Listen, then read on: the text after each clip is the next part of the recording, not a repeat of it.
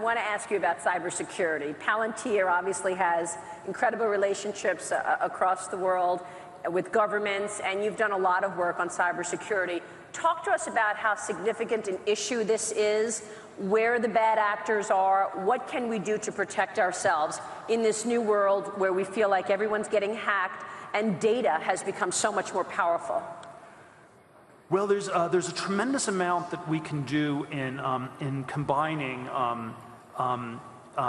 computers with humans, and a lot of the approaches in crime, defense, areas like this, in security, have been that we either have all human solutions or all computer solutions, and I think the truth is that there's a lot to be done with these intermediate hybrid solutions. And what we did at PayPal and what we've done at Palantir is figure out a good division of labor between human analysts and automated computer systems. And it turns out that if you get the division of labor right, you can do a lot.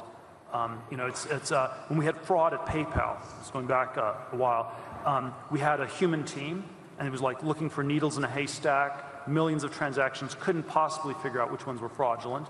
The all-computer model didn't work either because the fraud patterns would change and the computer wouldn't really figure out the new ones. It was when we figured out a way to divide the labor between the human investigators and the automated computer part that you really got a handle on it. And so I think this hybrid human-computer synergy theme is underrated because we either want total automation or no computers at all. And I think the in-between thing needs to be explored a lot more, and that's what Palantir, among others, has done. Are the bad actors trying to hack information an obvious group? Where are they? Well, I don't think it's an obvious group. We would have probably tracked them down. One of the challenges with cybersecurity is that there is something about it where it's very asymmetric. That in most forms of defense, military technologies, the defense side is pretty good. But in cybersecurity, it's very hard to defend. It's very easy to attack.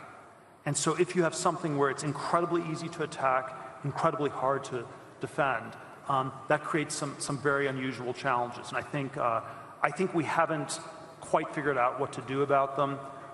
We certainly are not able to defend as well as we can.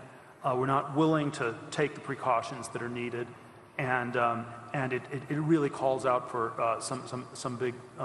a lot more work in the decade ahead.